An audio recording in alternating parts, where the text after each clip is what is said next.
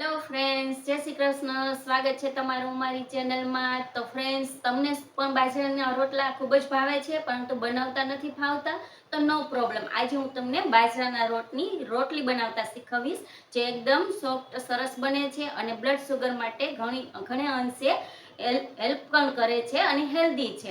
તો આજે આપણે બાજરાના રોટલી બનાવીશું, જે ખૂબ જ સરળ રીતે બની જાય છે અને તેની સાથે બનાવવાના છીએ ટમેટાની એકદમ ચટપટી ચટણી. તો ચાલો આપણે રોટલી બનાવવાનું ચાલુ કરીશું. તો ફ્રેન્ડ્સ, બાજરાના લોટની રોટલી બનાવવા માટે અહીં આપણે 2 કપ પાણી લઈ લેવાના છે. સૌથી પહેલા તમારી પાસે મેજરિંગ કપ ન હોય તો તમે કોઈ પણ વાટકીનું માપ સેટ કરી શકો છો. આ રીતે 2 કપ પાણી લઈ લેશો. હવે એમાં ટેસ્ટ મુજબ મીઠું એડ કરી દેવાનું છે ને આ પાણીને આપણે ગરમ થવા દેવાનું, એકદમ ઉકળવા દેવાનું છે. ઢાંકીને ઉકળવા દેશું. તો ફ્રેન્ડ્સ, આપણે 2 કપ પાણી લીધું છે, તો આપણે 2 કપ સામે બાજરીનો લોટ લઈ લીધો છે, ચાળીને લઈ લીધો છે. હવે પાણી ઉકળશે ત્યારબાદ આગળની હું તમને પ્રોસેસ બતાવું. તો જો ફ્રેન્ડ્સ, સરસ આપણું પાણી ઉકળી ગયું છે. પાણીને એકદમ ઉકાળી લેવાનું છે. હવે ગેસની ફ્લેમ સ્લો કરી નાખવાની છે. આપણે જે લોટ લીધો છે એ થોડો થોડો નાખતા જઈ એડ કરવાનું છે. આ રીતે હલાવતું જવાનું છે. સરસ બધો લોટ આમ મિક્સ કરી લેવાનો છે.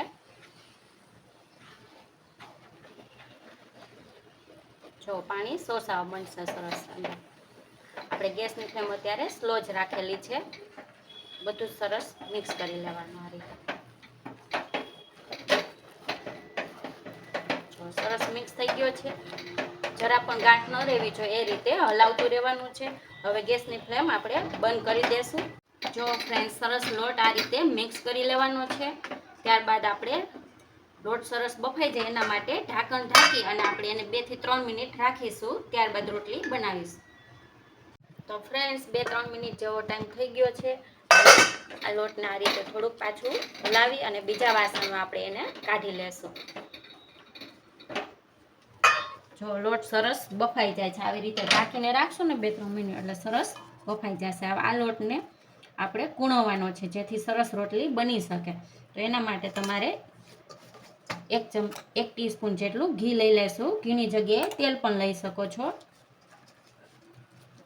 આ રીતે ઘીથી સરસ કૂણવી લેશું. આપણે રોટલીનો લોટ કેમ બનાવતા હોય એમ સરસ આવી રીતે મિક્સ કરી લેશું ને. અત્યારે થોડો ગરમ છે, થોડીક વાર ઠંડો થવા દઈએ, પણ આવી રીતે મસળીને સરસ મિક્સ કરી લેવાનો છે, જે હું તમને આગળ બતાવું. જો ફ્રેન્ડ્સ, તમે આ રીતે કૂણવી લેવાનો. આપણે રોટલીનો લોટ જેમ કૂણવી એવી રીતે ઘીવાળો હાથ કરીને સરસ કૂણવી લેવાનું. સરસ એકદમ સોફ્ટ બની જશે. તો આપણો લોટ રોટલી બનાવવા માટે તૈયાર છે. તો હવે આની રોટલી બનાવીશું. તો સૌથી પહેલાં આપણે ગેસ ચાલુ કરી અને લોટી મૂકી દેશું. હવે પાટલો લઈ લેશું. આમાંથી તમારે જે સાઈઝની રોટલી બનાવી એ સાઈઝનો લુવો લઈ લેવાનો. થોડીક થીક રોટલી રાખવાની છે. આપણે રોટલીના લોટની બનાવી રોટલી એનાથી થીક રાખવાની છે. લુવો લઈ લીધો છે અને અટામણ માટે બાજરીનો લોટ પણ લઈ લેવાનો. હવે રોટલી બનાવી લેવાની. તમારો લોટ સરસ આ બન્યો હોય છે ને, સરસ પાકી ગયો હોય છે, તો જરા પણ પાટલામાં નહીં ચોટે. તમારી આ રોટલી સરસ વણાઈ જાય છે, જોઈ શકો છો તમે. આપણે અટામણ પણ વધારે નથી લેવું પડ્યું, તો પણ સરસ વણી શકીએ છીએ.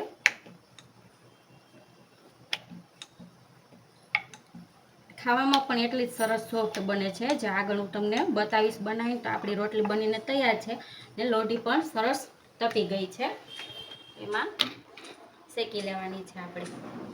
ત્યાં સુધીમાં બીજો લુવો પણ બનાવી લઈએ. એક બાજુ થોડીક શેકાય ત્યારબાદ આપણે બીજી બાજુ પણ શેકી લેવાની છે.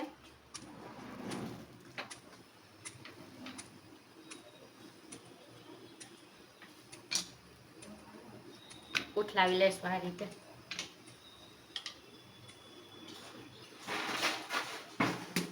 થોડીક ચડવા દેશું. આ રીતે 2 બાજુ આપણે જે સાદી રોટલી ઘઉંની કરતા હોય એ રીતે જ આને કૂક કરી લેવાની છે. આગળ હું તમને બતાવું. જો આપણે એક બાજુથી સરસ કૂક કરી લીધી, બીજી બાજુ જો કેવી સરસ ફૂલાઈને તૈયાર થઈ છે. ફ્રેન્ડ્સ, સરસ આ રોટલી સોફ્ટ એકદમ બનશે, ફૂલાશે ને એટલે બધી બાજુથી સરસ કૂક કરી લેવાની. પણ બીજી રોટલી પણ લીધી છે. તો ફ્રેન્ડ્સ, આ બાજરાના રોટલા ઘણાને નથી ભાવતા, એ લોકો માટે આ બેસ્ટ છે અને મજા પડી જાય એવી રોટલી બને છે. એકવાર આ રોટલી બનાવી લેશો ને તો પછી બાજરાના રોટલા પણ ભૂલી જશો, એવી સરસ બને છે.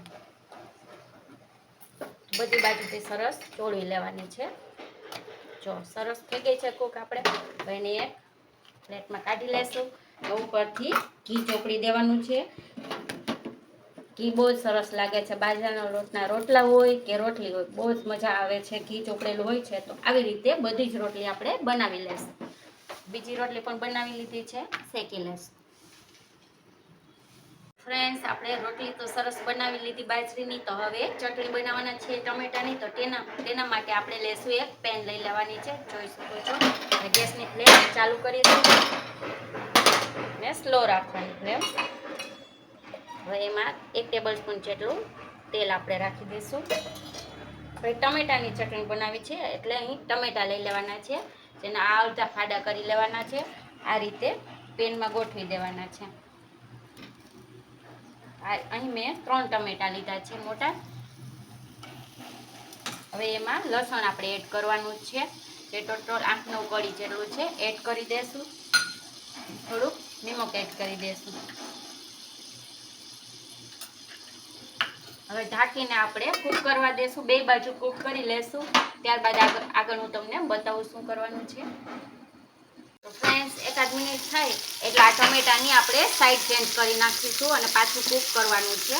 આ રીતે સાઈડ ચેન્જ કરી દેવાની અને ફરીથી ઢાંકીને કૂક કરી લેવાનું, જેથી આપણે ટમેટા છે એ સરસ બંને બાજુથી ચડી જશે ને એની છાલ છે એ અલગ પડી જશે.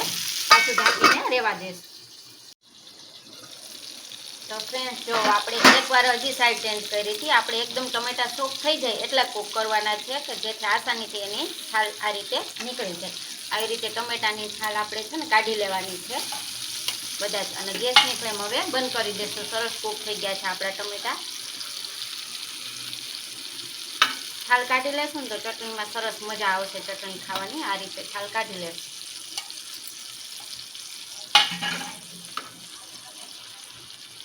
તો ફ્રેન્ડ્સ, જો આપણે છાલ કાઢી લીધી છે ટમેટાની. હવે આ મેસરની મદદથી એકદમ મેશ કરી લેવાના છે. થોડાક આમ ક્રન્ચી રહે એ રીતના મેશ કરજો એટલે મજા આવશે એ ચટણી ખાવાની. આ રીતે લસણને ટમેટાને મેશ કરી લેવાના છે.